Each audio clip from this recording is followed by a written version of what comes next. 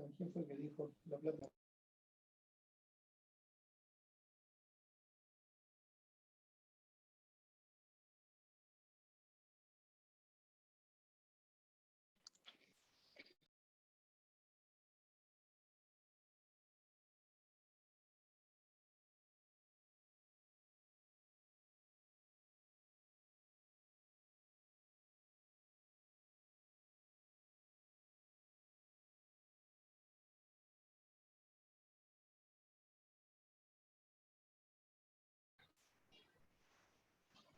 Muy buen día a todos. Les saluda María José Amarilla, gerente comercial del Multimedios de ABC Color. Como parte de la transformación que venimos realizando desde ABC, hoy impulsamos el primer ABC Trends, que tiene como objetivo compartir experiencias, analizarlas y debatir sobre el presente y futuro digital en nuestro país. Esta primera edición tiene como tema central construir marcas con valor en la era digital.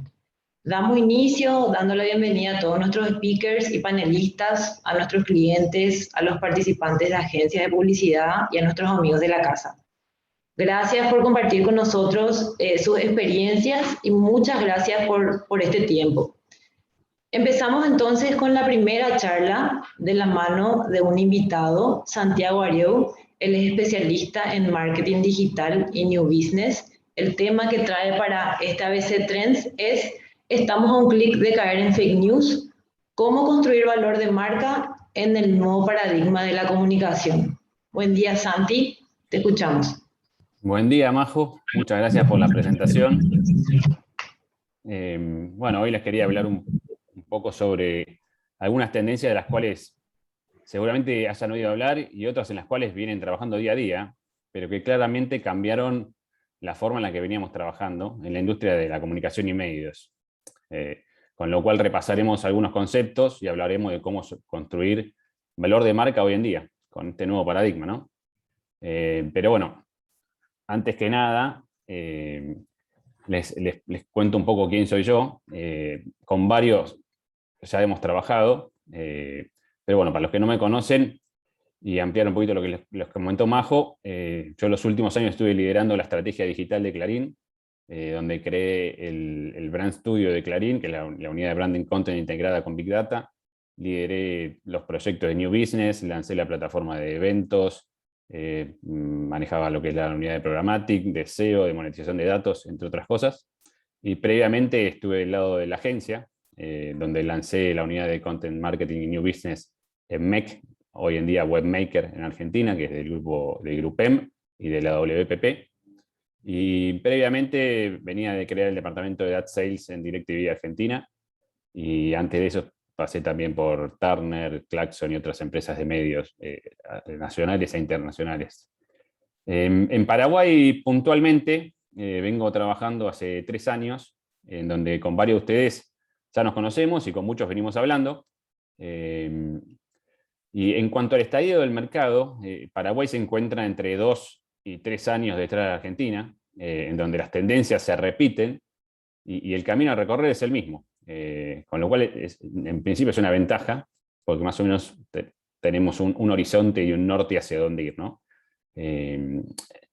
Argentina y otros mercados más avanzados de Latinoamérica miran mucho lo que hace Estados Unidos, Europa, principalmente UK, que es donde están generalmente lo más innovador, las empresas tecnológicas que descubren o tienen una nueva funcionalidad, una innovación, la dan a conocer primero en estos mercados como UK y Estados Unidos por un tema de volumen de negocio y de CPM, ¿no? Claramente.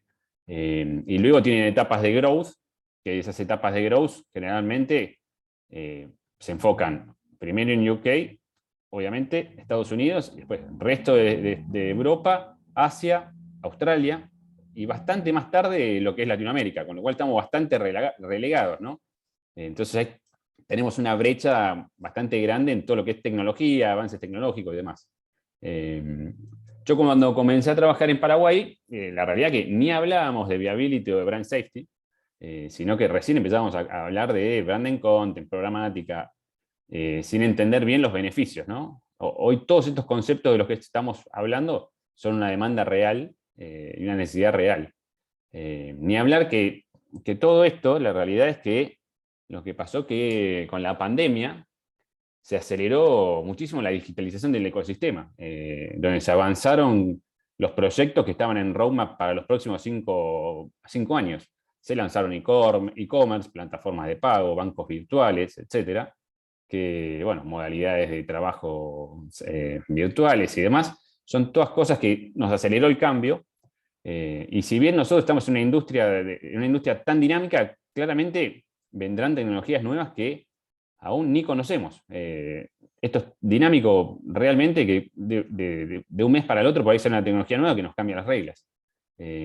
Particularmente hoy les quería hablar sobre una empresa sueca que está desembarcando en Latinoamérica, que lo que hace es, utiliza la misma tecnología de Netflix, pero adaptada al inventario de display.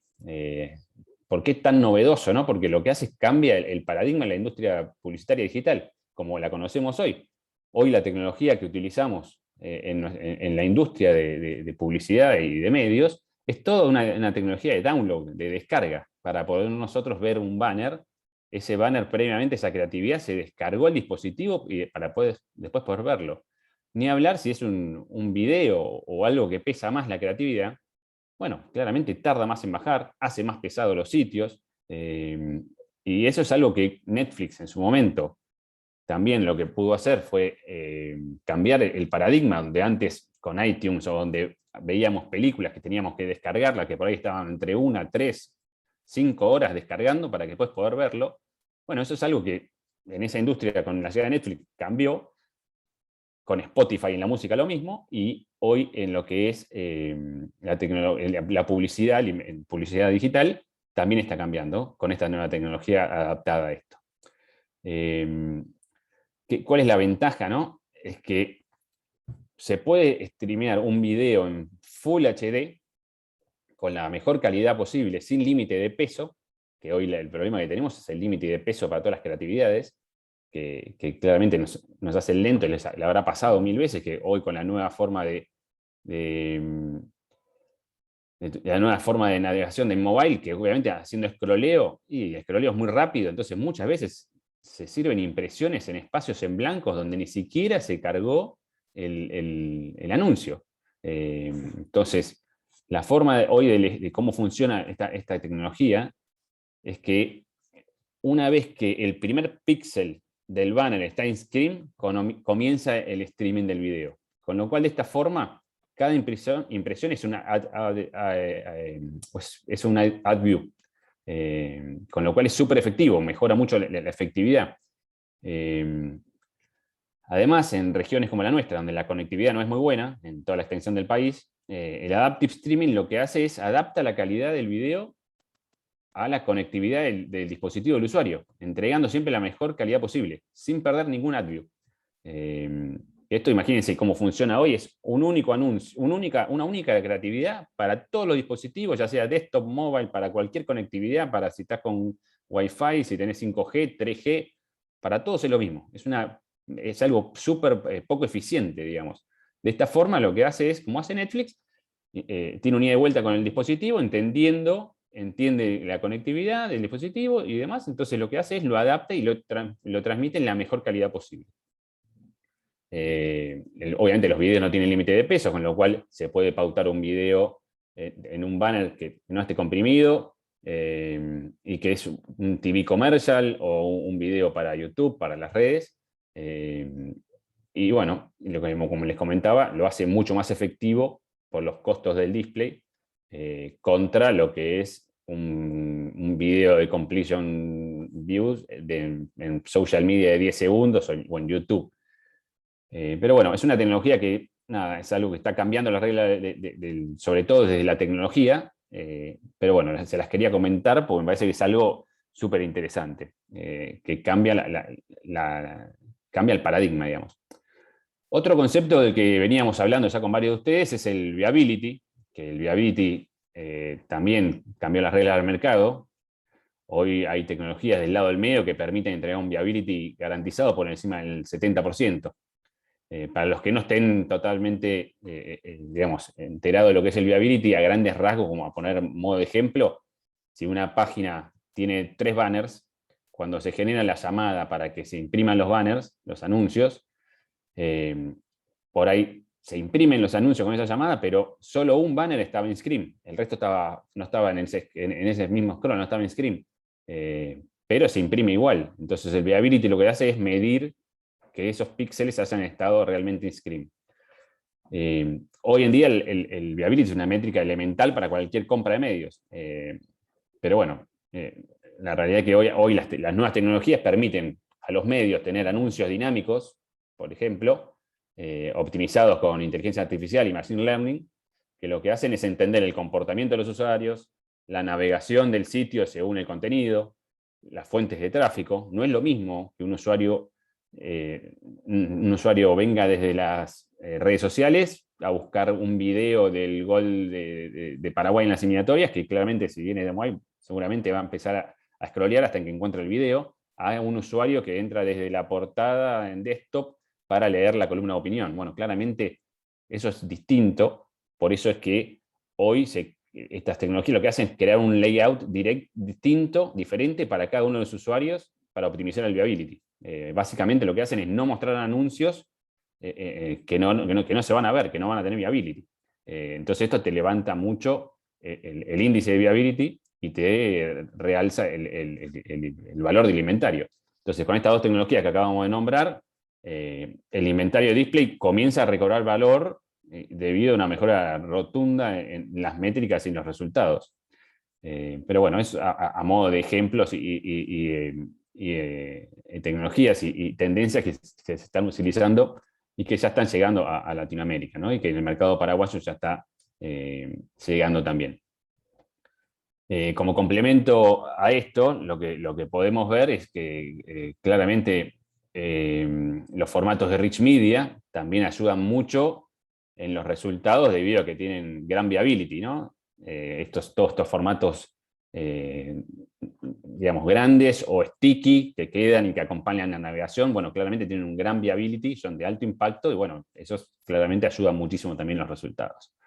En cuanto a lo que son audiencias de interés, seguramente Gabriel Donofrio a continuación les va a profundizar mucho, más en detalle, cómo funcionan y los diferenciales, pero para mí quería darles como la principal beneficio que tiene y que les encuentro a esa audiencia de interés es que cualquier campaña que nosotros estemos corriendo, estamos impactando un usuario que manifestó un interés en una temática determinada y afina nuestro producto, con lo cual, ¿qué es lo que hace? Hace que el desperdicio sea mucho menor, porque si nosotros tenemos una campaña puntual que tiene que estar segmentada a determinados intereses o determinada audiencia, bueno, en vez de servirlo a un espacio fijo o en todos lados, bueno, si nosotros le logramos pegarle a una audiencia que manifestó un interés determinado porque leyó determinados contenidos, porque revisitó determinadas secciones y demás, bueno, obviamente aumenta la efectividad de los resultados y disminuye rotundamente el desperdicio. Pero bueno, eso entiendo que Gabriel seguramente profundiza en la próxima charla.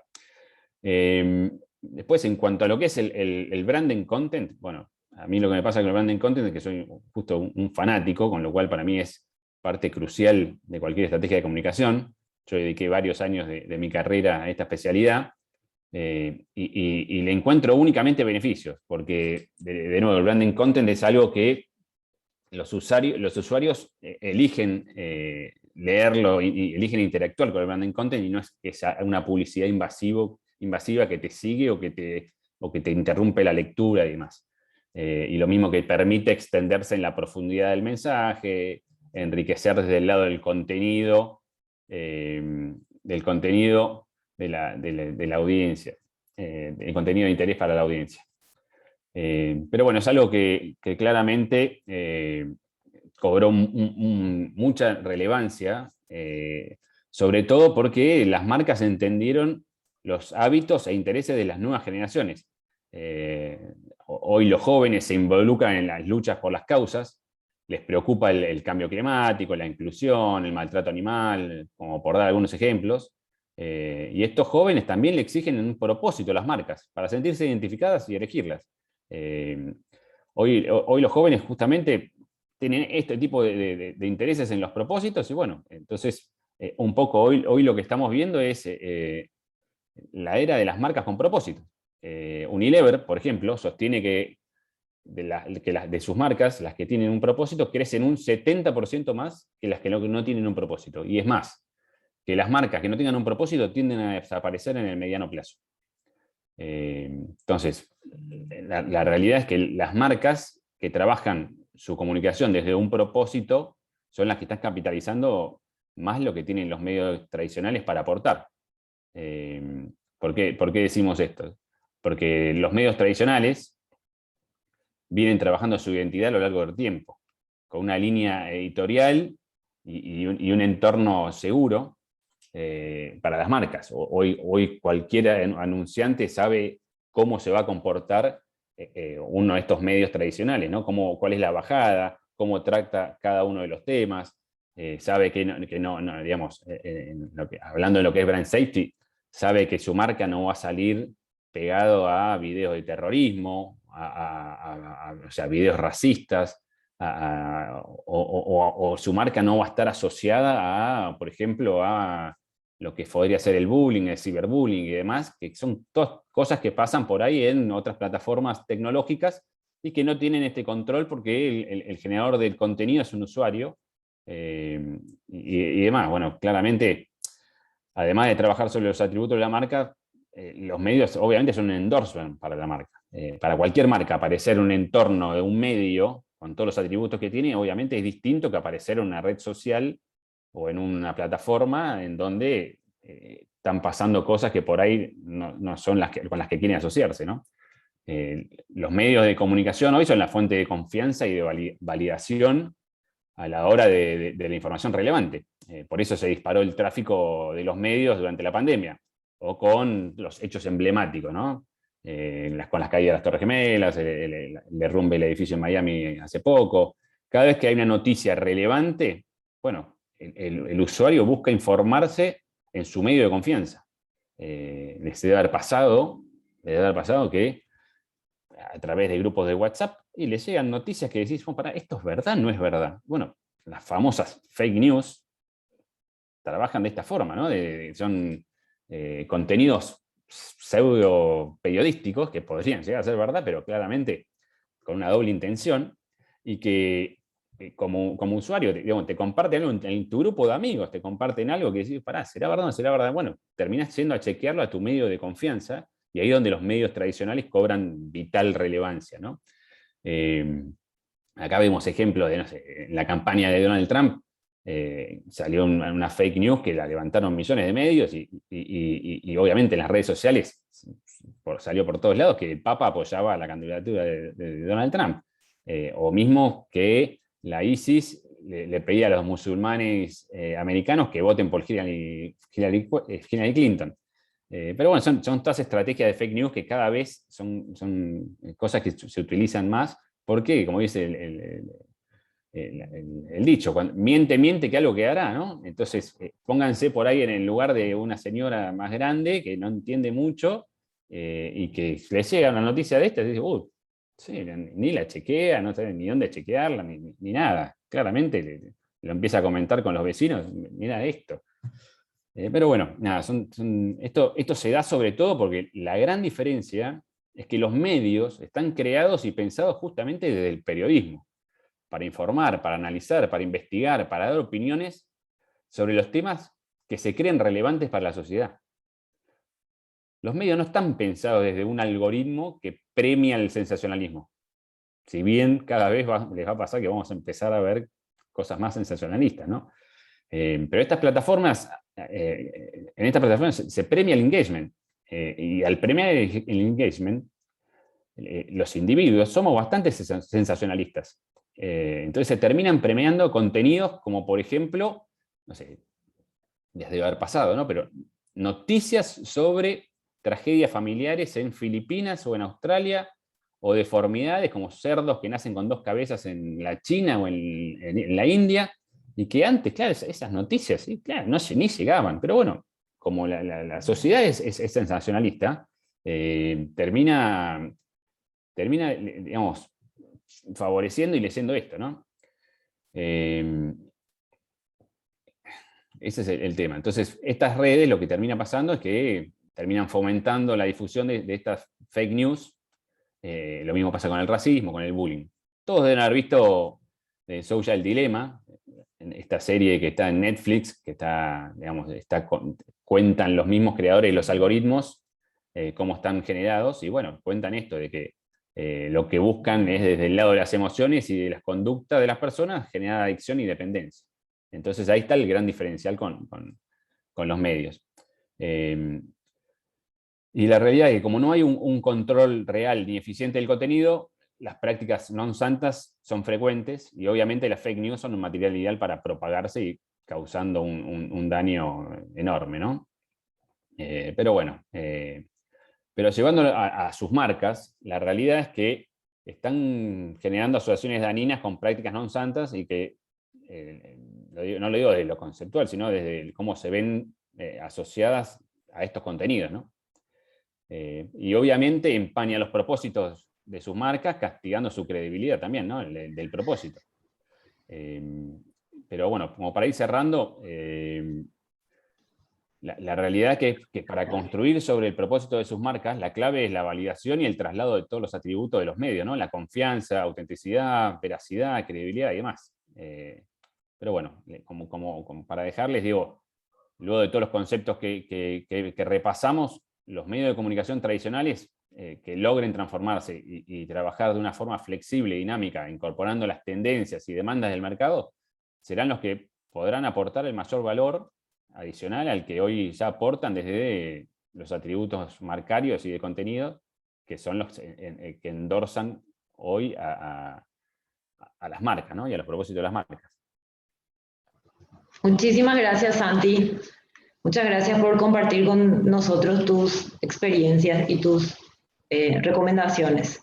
Pasamos ahora a la segunda charla con Gabriel Donofrio. Él tiene un máster en Data Analytics y es el gerente general de Piano, es un amigo de la casa, con quien también venimos trabajando en la construcción de la transformación de nuestro medio. Me gustaría invitarle a los participantes que vayan preparando las consultas en caso de que las tengan y las dejamos para el final, de manera así a compartir un poco más de los temas del interés de ustedes.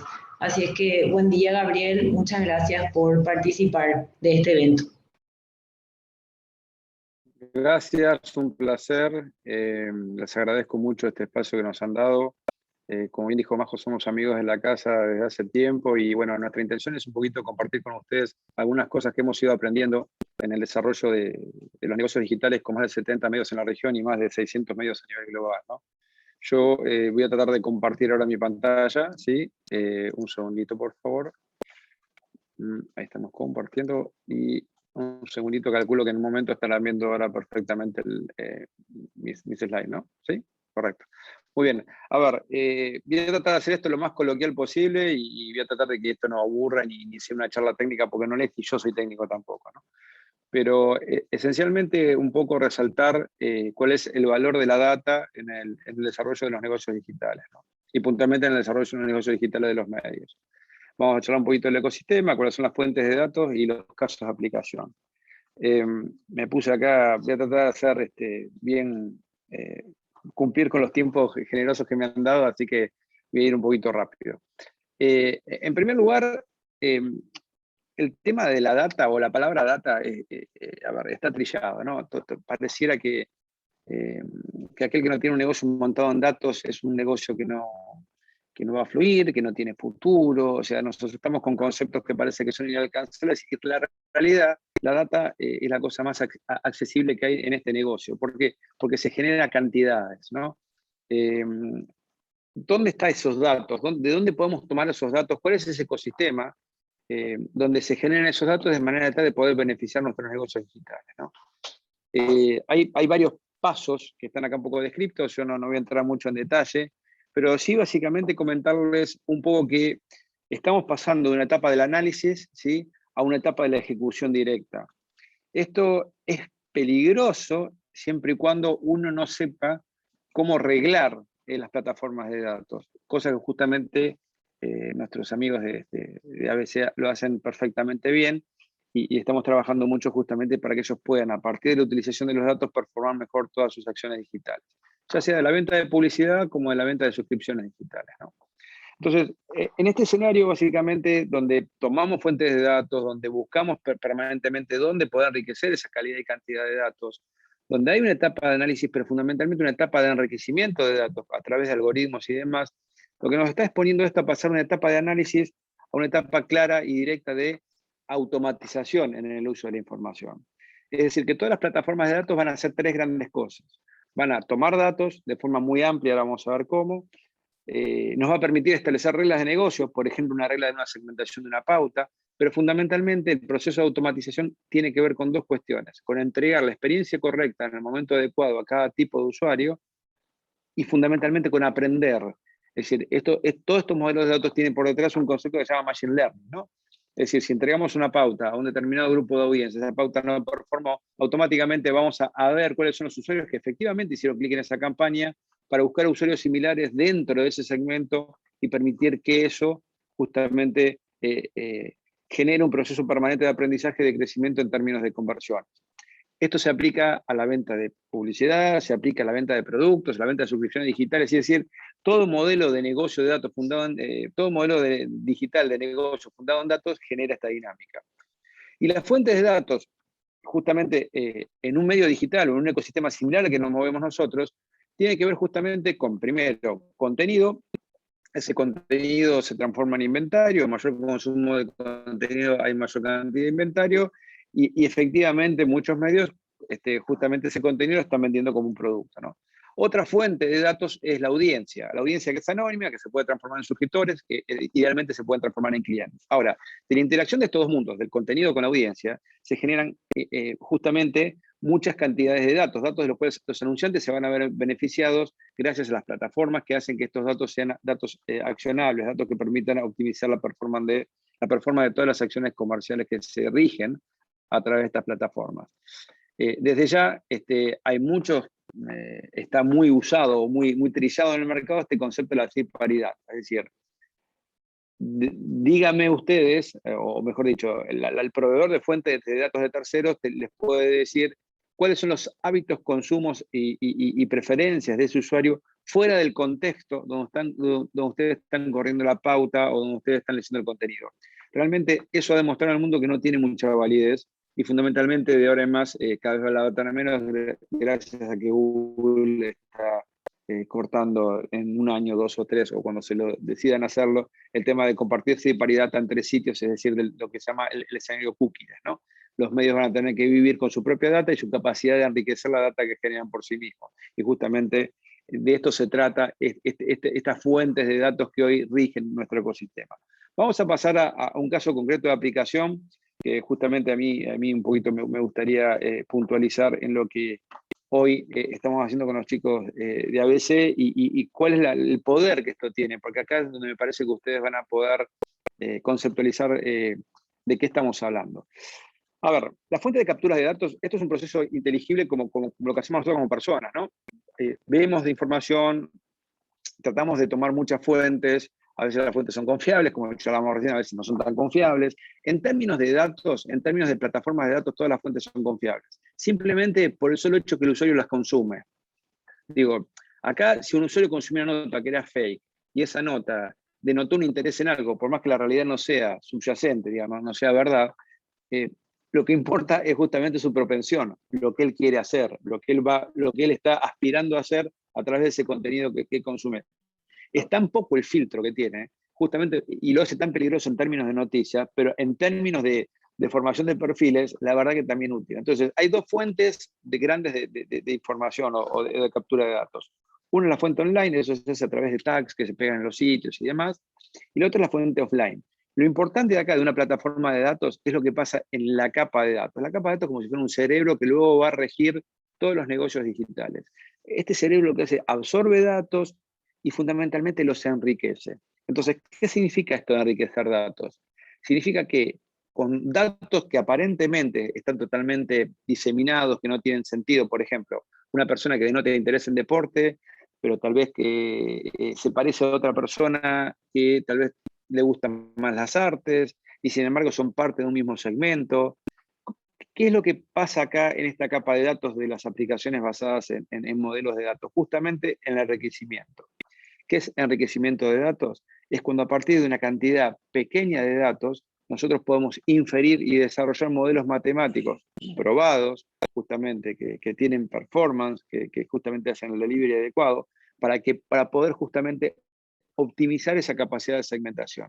¿Cómo se hace esto? Con modelos de datos. Estos algoritmos se desarrollan, se aplican, tienen una capacidad, tienen una performance determinada y son los que se replican a través de las plataformas de datos. Estos algoritmos tienen otra gran ventaja, que es que aprenden.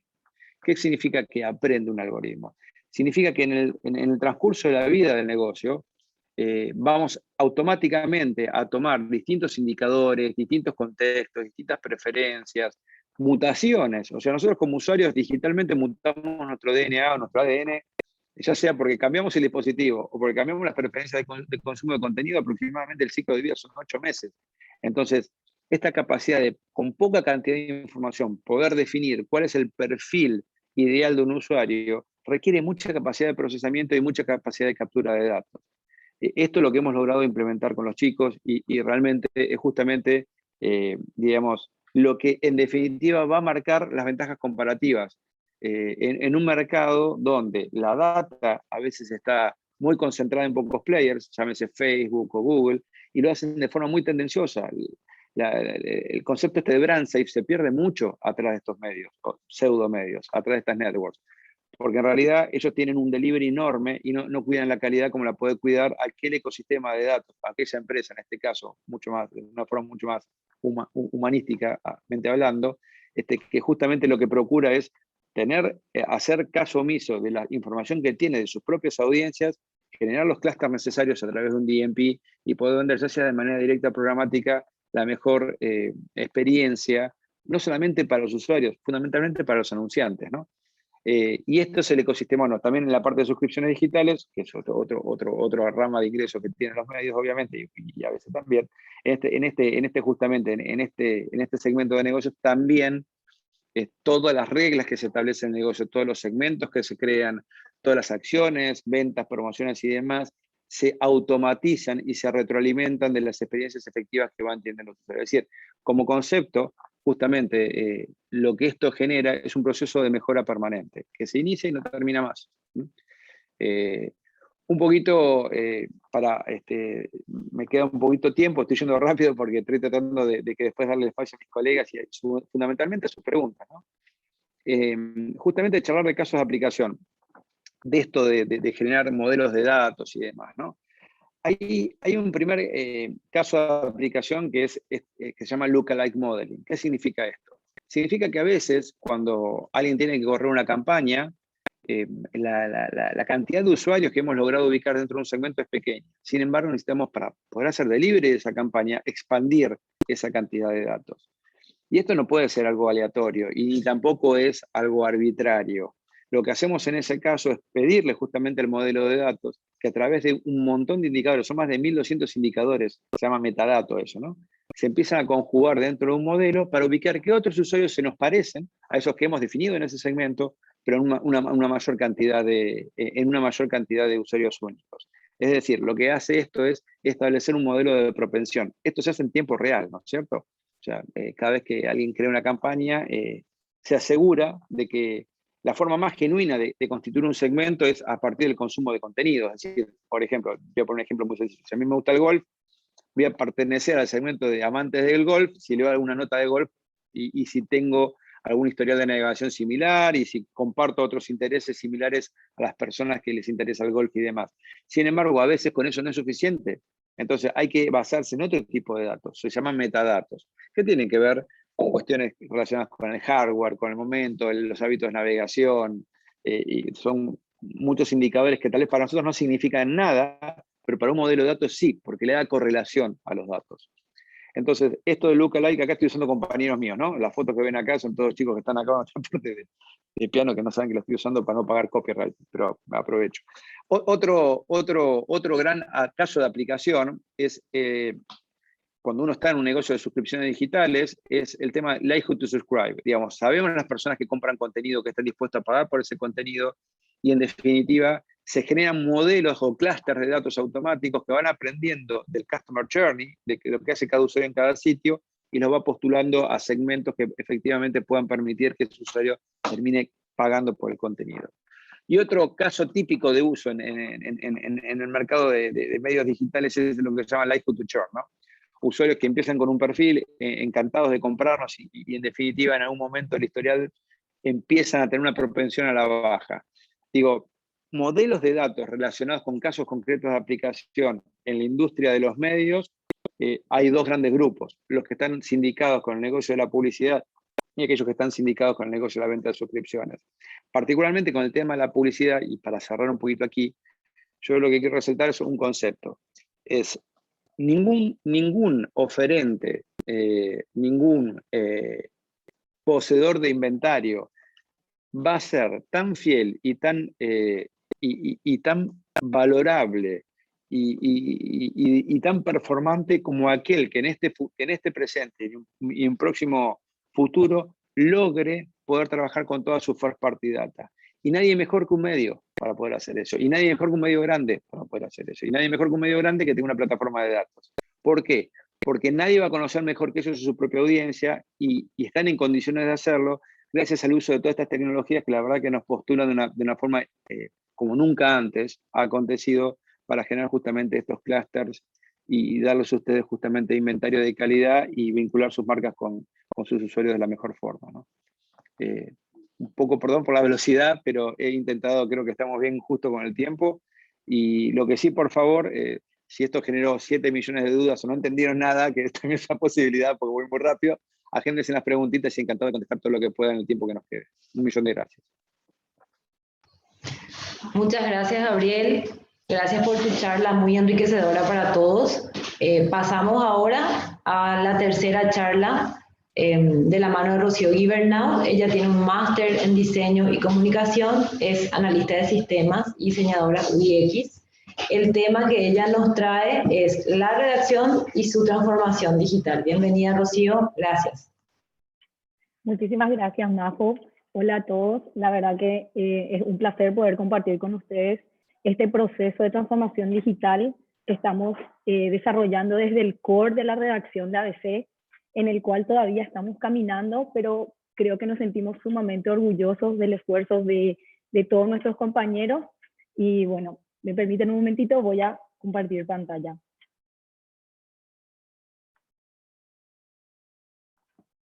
Bueno, la redacción y su transformación digital. ¿En qué consiste para nosotros la transformación digital de nuestra redacción? Básicamente es brindarle al periodista ABC que ya cuenta con una experiencia vasta, que a su know-how, a su expertise, a la calidad de su trabajo y a la credibilidad de lo que produce, dotarle más bien de herramientas y técnicas tecnológicas que nos permitan hoy competir en este mundo digital. Nuestro primer gran paso para esto fue cambiar el modelo de trabajo al Digital First a través de una disrupción del modelo tradicional del papel al que veníamos acostumbrados. Esto se da a través de un cambio rotundo en todo lo que sea producción y difusión de materiales creados en la redacción, todos alineados a el consumo digital de información. Por eso es que adoptamos también desde la redacción trabajar de manera data-driven o informados o liderados a través de los datos. ¿Qué significa esto? Estamos tomando decisiones decisiones de manera en que analizamos los datos, los medimos y estos acompañan el criterio editorial de nuestra redacción. Con todos estos datos, lo que podemos hacer es conocer mejor a nuestra audiencia y a las tendencias del mercado.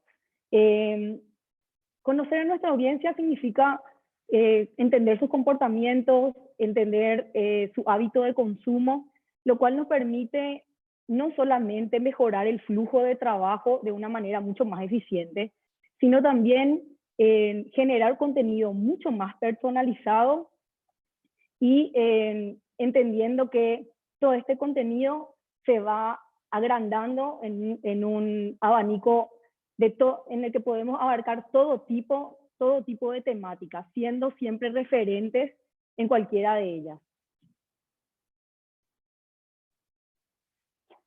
Para poder lograr generar este contenido utilizando todos esos datos que hoy podemos conocer de nuestra audiencia, ABC apuesta a la capacitación SEO, a la capacitación de todo su plantel, de todo su plantel de periodistas, no solamente aquí en la planta de la redacción, sino toda la red de corresponsales también. ¿Qué significa para nosotros tener conocimientos en SEO hoy? Es optimizar el contenido que vamos desarrollando, que vamos generando para posicionar mejor en buscadores, como por ejemplo en Google, y también mejorar y garantizar que la experiencia del usuario sea la más satisfactoria. Todo este proceso, desde el momento en el que nos subimos al Digital First, también estamos promoviendo la experimentación a través de nuevos formatos, a través de la innovación en cuanto a la generación de contenido. Acá podemos hoy tener una gama muy grande de distintos tipos de formatos en nuestros contenidos que ayudan a que, primero, nuestro usuario consuma más y tenga una experiencia placentera a la hora de elegir nuestro contenido. Acá tenemos audiovisual, podcast, interactivos. Estamos trabajando con todos los equipos para que nosotros podamos hacer siempre la diferencia a la hora de generar el contenido.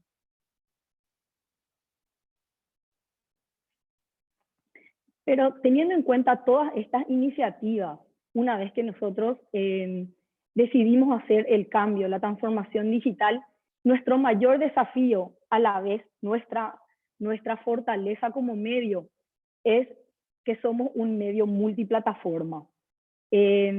La convergencia hoy representa para nosotros el mayor desafío, pero lo estamos logrando y lo estamos haciendo de una manera muy eficiente. A través de toda nuestra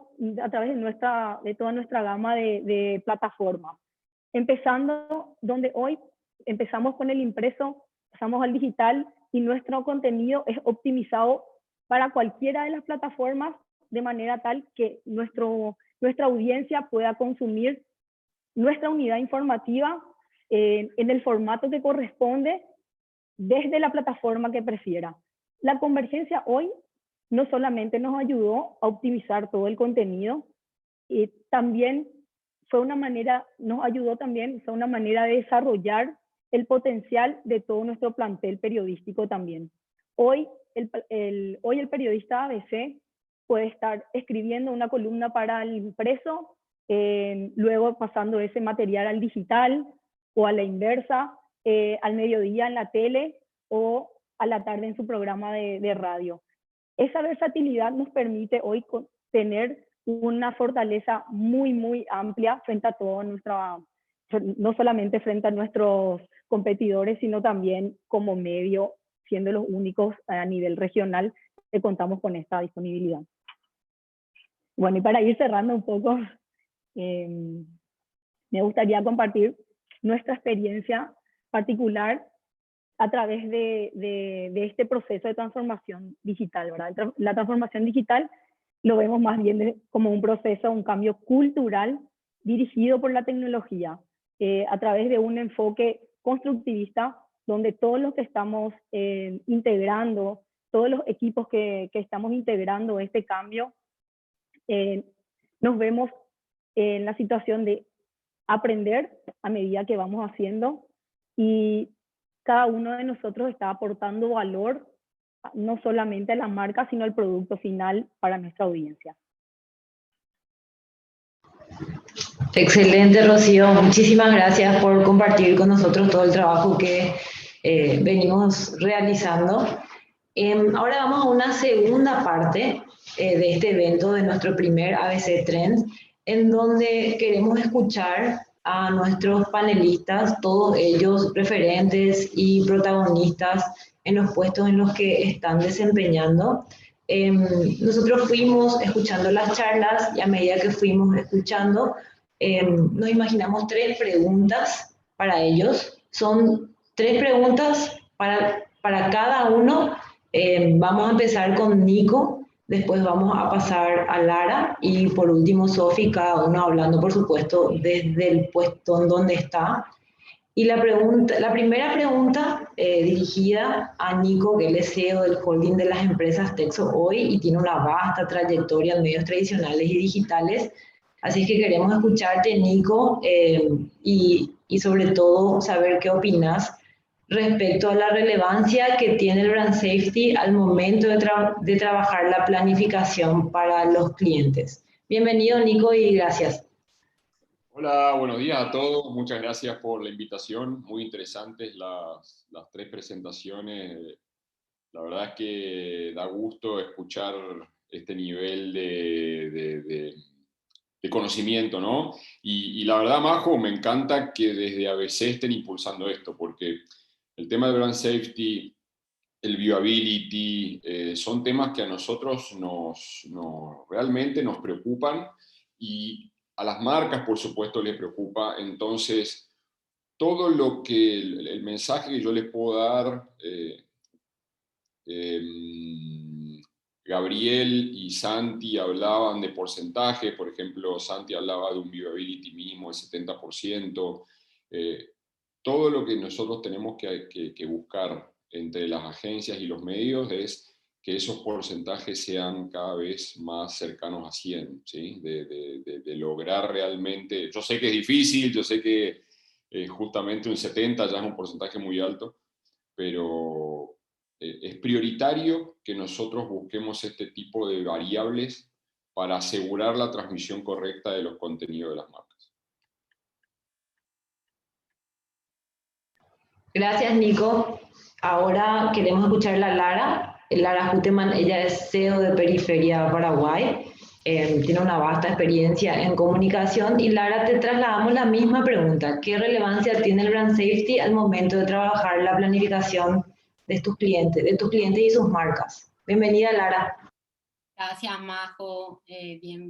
Muchísimas gracias por el espacio y un placer, como dijo Nico, escuchar esta charla y que se cree este espacio en ABC. Realmente es súper enriquecedor y ojalá que sea recurrente. Y el brand safety es como todo, ¿verdad? Preocupa.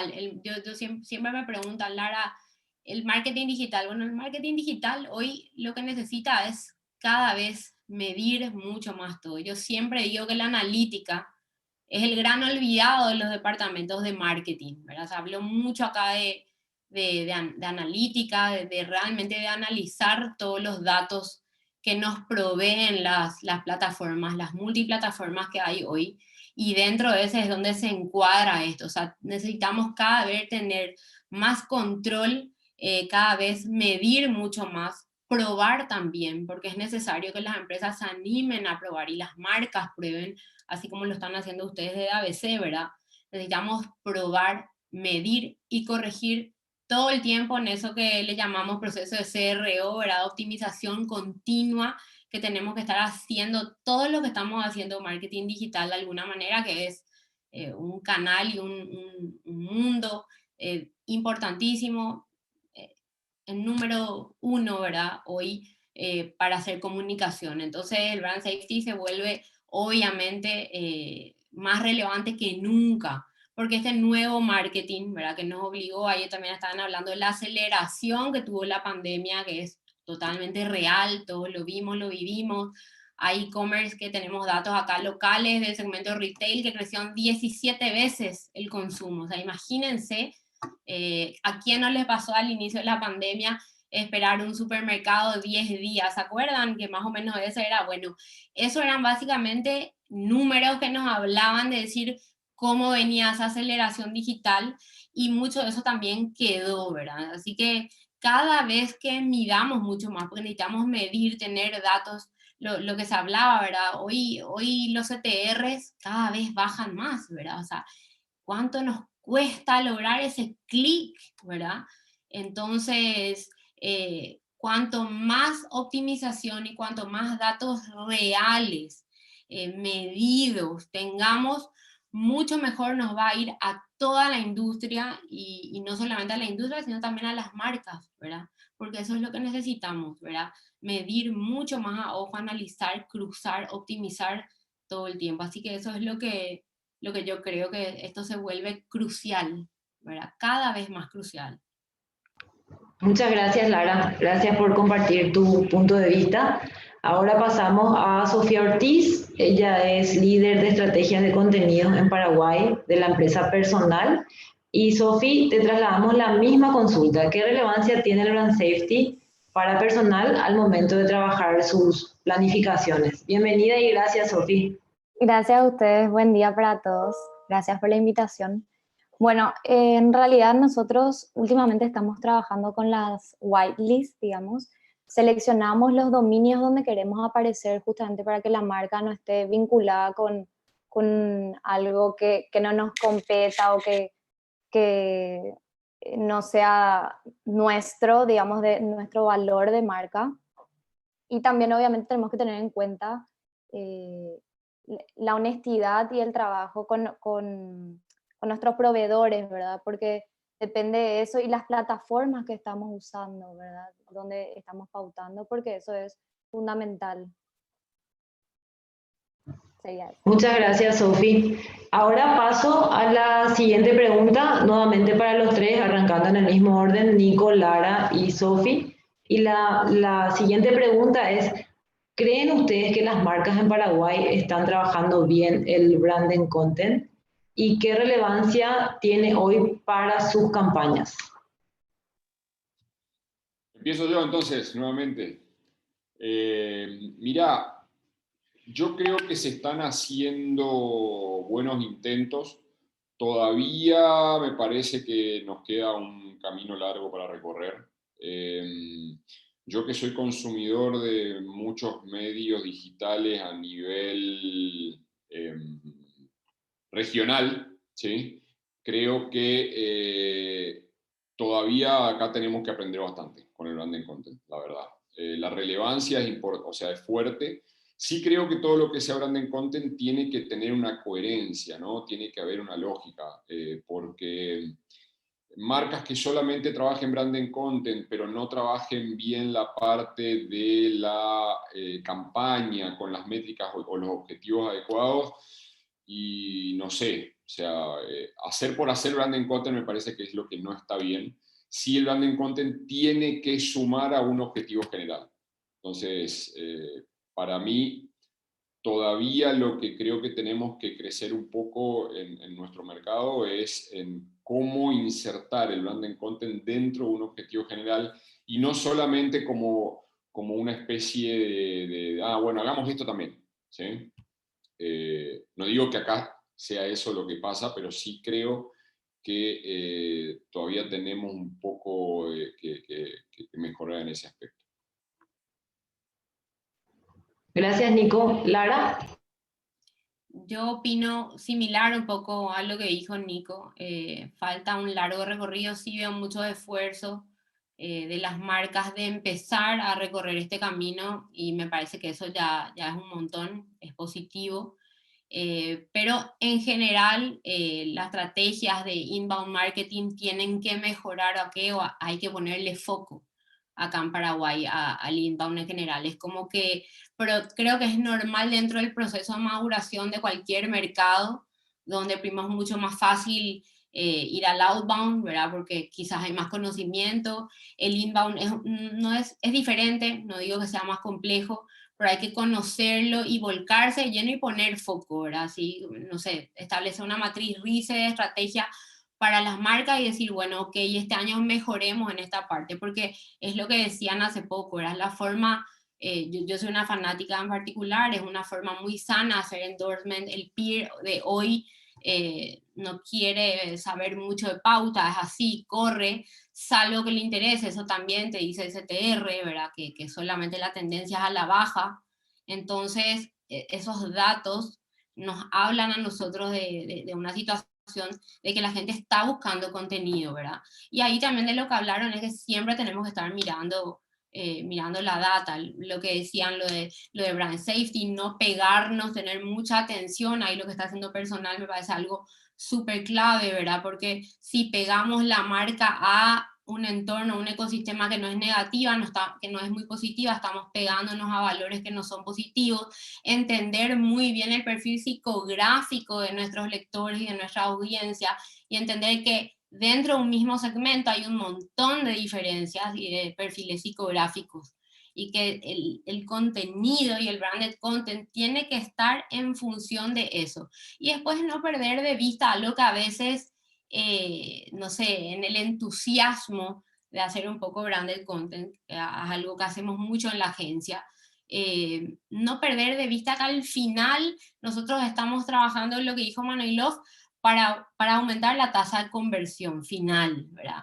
Las ventas, mejorar los números, hacer un flujo mejor por el embudo, y que al final es esa conversión final a lo que debe estar ligada a la estrategia branded content. Si no es, yo a veces digo, ¿verdad? Son como tiros aislados.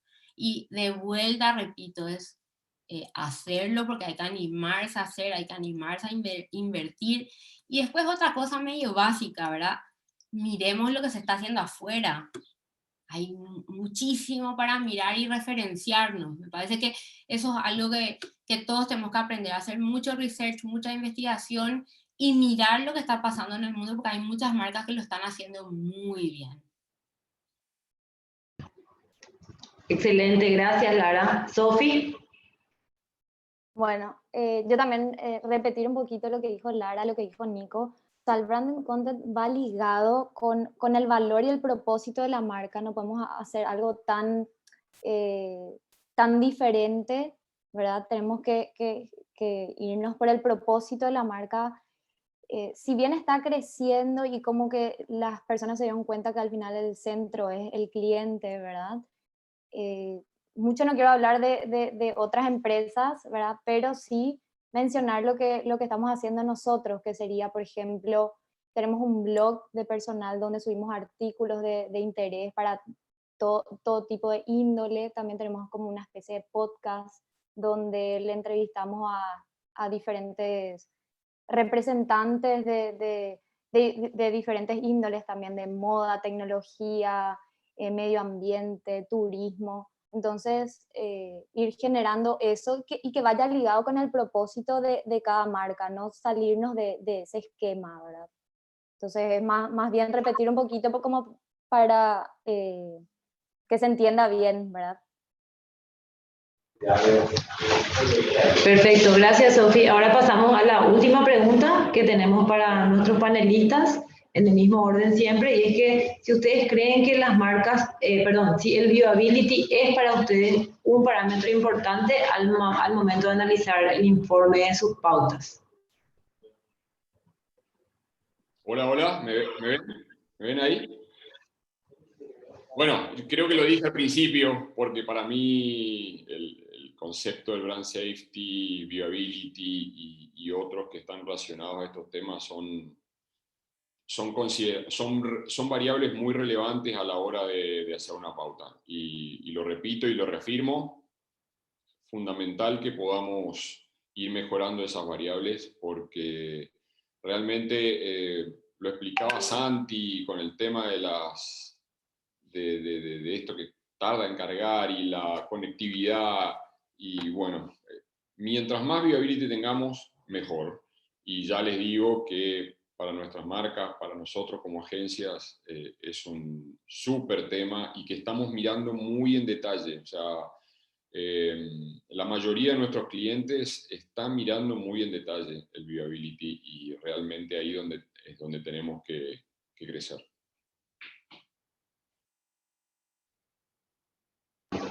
Gracias Nico. Lara. Y creo que eso nos va a ayudar a optimizar todo, ¿verdad? Porque hoy es un gran debate en los departamentos de marketing y de marketing digital también, porque dentro del departamento de marketing general veo que hay cada vez más especialización porque se necesita. Eso va a hacer como que sea más democrático también, porque hoy la marca quiere saber, además del CPM, también necesita saber, bueno, pero ¿cuál es mi CAC, verdad? O sea, ¿cuánto a mí me sale adquirir tal cliente, verdad? Y ahí siempre, ¿cómo establecer, verdad? Para eso el viewability, le digo yo, verdad, o sea, también nos va a ayudar mucho más, ¿verdad? A entender realmente cuánto, ¿verdad? Y si es o no rentable, porque las marcas necesitan tener esos números, necesitan medir y analizar, porque si no, nos pasa, porque lo vemos a diario en la agencia, un montón de marcas que invierten un montón, pero al final, ¿verdad? No conseguimos, no podemos terminar de medir del todo como para establecer, por eso repito, en base a algo súper importante, ¿verdad? Todo lo que se pueda optimizar en cuanto a KPIs en general nos va a ayudar a todos a hacer un mejor marketing y mejor contenido también. Y le va a dar también más seguridad, nos va a dar a todos mucha más seguridad para animarnos a más, ¿verdad? Porque esa es una realidad que a nosotros nos preguntan, bueno, pero ¿cuánto? ¿Cuánto? Y ahí y es o no rentable. Bueno, y ahí hay una ecuación medio básica que yo siempre respondo, ¿verdad? Cuando me hacen este tipo de preguntas es decir, bueno, ok, porque obviamente esto va ligado a una métrica final que es el costo de adquisición del cliente, y después obviamente tenemos que fijarnos en otro tipo de KPI también para entender, porque, ok, yo adquiero el cliente y después cómo hago que esa persona se quede acá y cómo hago que esa persona estire su tiempo de vida en mi producto, en mi plataforma, en mi servicio, ¿verdad? El CLTV que le llamamos, ¿verdad? El Customer Lifetime Value. Así que básicamente cuanto más reales sean estos números para todos, ¿verdad? Mucho más sano va a ser para la industria y mucho más se van a ir animando las marcas a invertir más porque tienen más visibilidad. No sé si me explico. Porque a veces se ve un poco eso, ¿verdad? Que las marcas se dan un poco a ciegas. Y sacar el ROI no es tan fácil y tan sencillo cuando hay tantas métricas de por medio que hay que mirar y que hay que cruzar, ¿verdad? Eso me parece súper importante. Así que totalmente, cada vez cuanto más claro, cuanto más reales sean todas estas métricas, eh, eh, mucho mejor vamos a estar como industria. No sé si me explico. Gracias, Lara. Sofi. Bueno, yo así como... Ay, ¿se me escucha? Sí.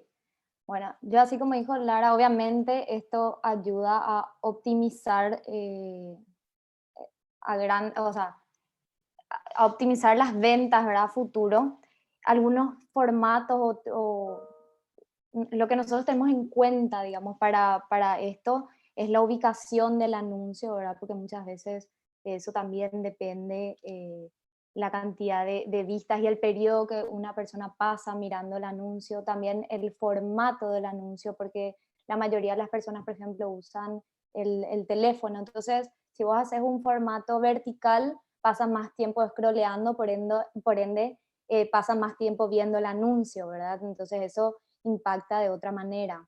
También influye la creatividad de las gráficas, porque obviamente la persona se ve más impactada con una creatividad que sea diferente, digamos, ¿verdad? Sería eso.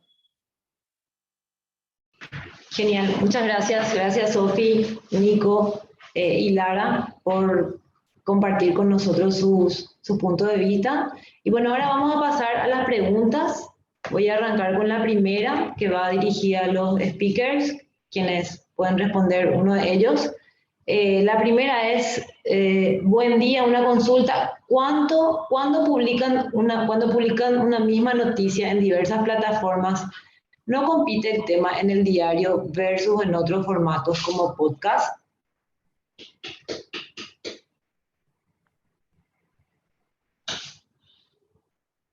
Creo que puedo agarrar esa yo. Realmente, cuando hablamos de una unidad informativa que se está hoy publicando en diversas plataformas, tienen que tener en cuenta que cada una de ellas tiene una audiencia distinta en la cual consume nuestros contenidos en diferentes horarios, desde diferentes espacios. Es por eso que en realidad esta noticia que se ve en distintas plataformas no compiten una con otra, sino más bien van potenciando. No sé si respondí la consulta.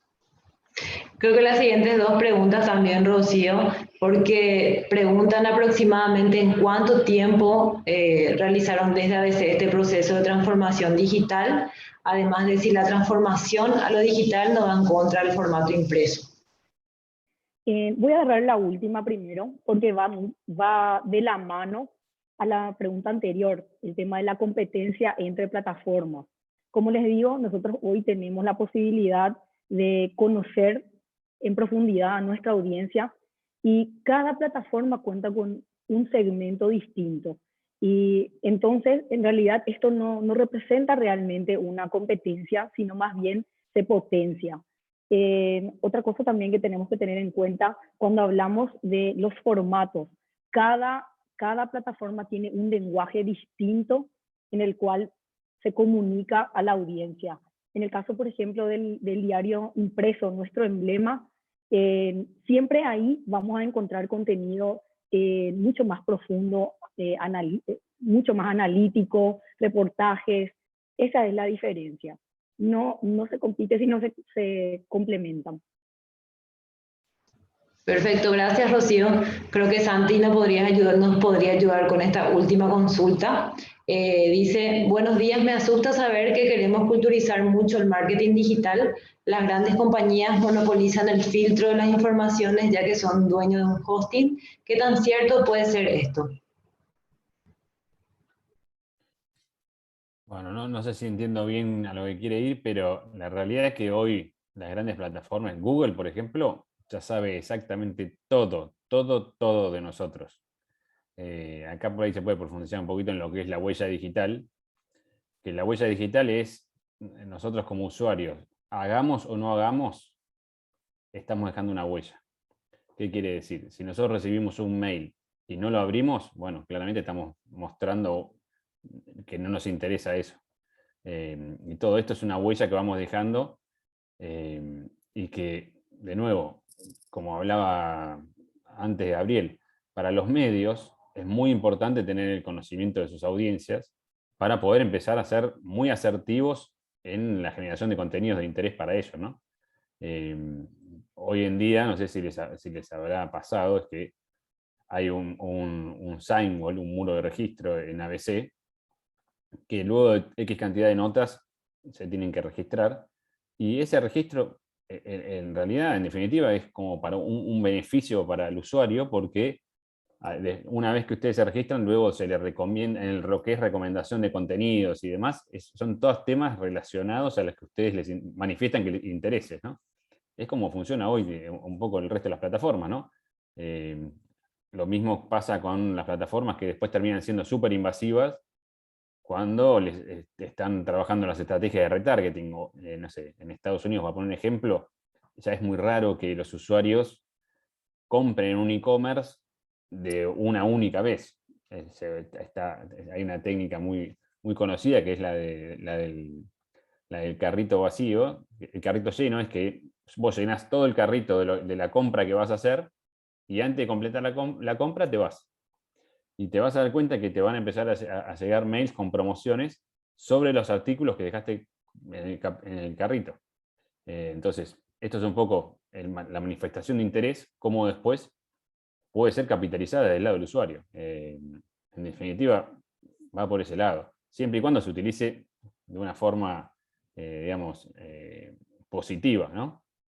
No sé si era esa exactamente la pregunta, pero si digamos, hoy, así como le decimos, Google y Facebook tienen toda nuestra información, de todo. Entonces, la realidad es que los medios lo que están trabajando es tratando desde su lugar enriquecer su first party data, sus audiencias, su conocimiento de audiencias, para poder ser mucho más asertivas en la información que también quieren, porque eso también cambió mucho, ¿no?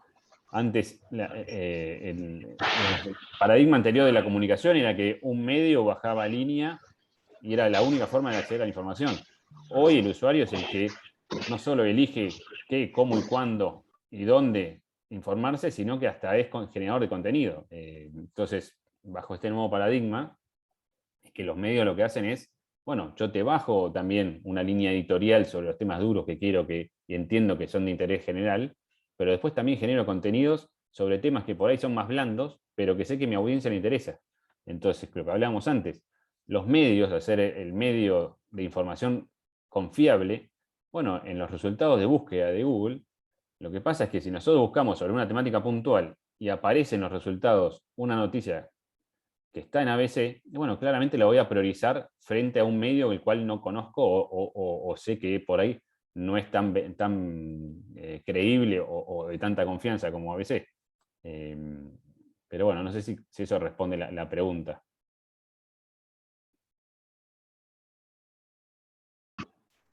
Bueno, genial, muchísimas gracias Santi, y en honor al tiempo de todos, agradecerles la presencia de todos ustedes y también de todas las personas quienes se sumaron a nuestro primer ABC Trends.